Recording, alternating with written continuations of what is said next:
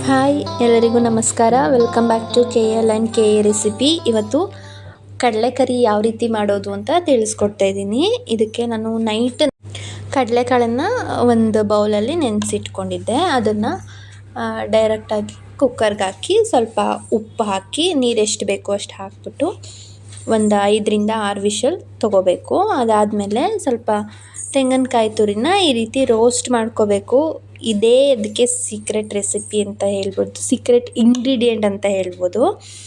ಇದು ಹಾಕಿದ್ರೆ ತುಂಬ ರುಚಿಯಾಗಿರುತ್ತೆ. ಹಾಗೆ ಸ್ವಲ್ಪ ಕಡಲೆಕಾಳು ಮತ್ತು ಹುರ್ಕೊಂಡಿರೋ ತೆಂಗಿನಕಾಯಿ ತುರಿ ಹಾಕಿ ಅದ್ರ ಜೊತೆಗೆ ಗರಂ ಮಸಾಲ, ಚಿಕನ್ ಮಸಾಲ ಮತ್ತು ಚಿಲ್ಲಿ ಪೌಡರ್ ಹಾಕಿ ಸ್ವಲ್ಪ 2ರಿಂದ 3 ಎಷ್ಟು ಆಗಷ್ಟು ಈರುಳ್ಳಿ ಹಾಕ್ಕೋಬೇಕು.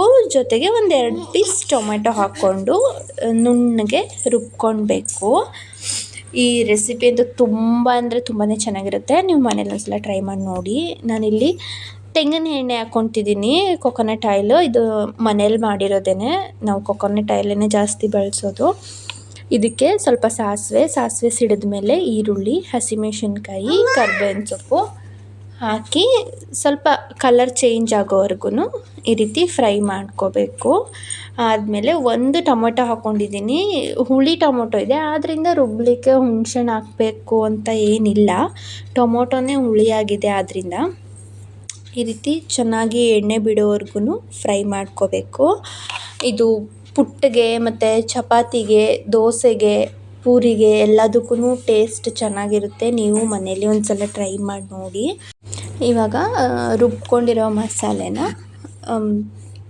ಈರುಳ್ಳಿ ಮತ್ತು ಟೊಮೊಟೊನ ಏನು ಫ್ರೈ ಮಾಡ್ಕೊಂಡಿದ್ವಲ್ಲ ಅದರೊಳಗಡೆ ಹಾಕ್ಕೊಂಡು ಸ್ವಲ್ಪ ಬೇಯೋವರೆಗೂ 2ರಿಂದ 3 ನಿಮಿಷ ಬೇಯೋವರೆಗೂ ಲಿಡ್ ಕ್ಲೋಸ್ ಮಾಡಿಡಿ. ಮತ್ತು ಆದಮೇಲೆ ಅದಕ್ಕೆ ಬೇಯಿಸಿಟ್ಕೊಂಡಿರೋ ಕಡಲೆಕಾಳನ್ನು ಹಾಕಿ ಈ ಟೈಮಲ್ಲಿ ರುಚಿ ನೋಡ್ಕೊಳ್ಳಿ. ನಿಮಗೆ ಇನ್ನೊಂದು ಸ್ವಲ್ಪ ರುಚಿ ಬೇಕು ಅಥವಾ ಖಾರ ಬೇಕು ಅನಿಸಿದ್ರೆ ಈ ಟೈಮಲ್ಲಿ ನೀವು ಅಚ್ಕಾರದ ಪುಡಿ ಹಾಕ್ಕೋಬೋದು. ಕಡಲೆಕಾಳೆಲ್ಲ ಹಾಕಿ 7ರಿಂದ 8 ನಿಮಿಷ ಈ ರೀತಿ ಚೆನ್ನಾಗಿ ಲಿಡ್ ಕ್ಲೋಸ್ ಮಾಡಿ ಬೇಯಿಸ್ಕೋಬೇಕು. ಆದಮೇಲೆ ಟೇಸ್ಟ್ ನೋಡ್ಕೊಳ್ಳಿ.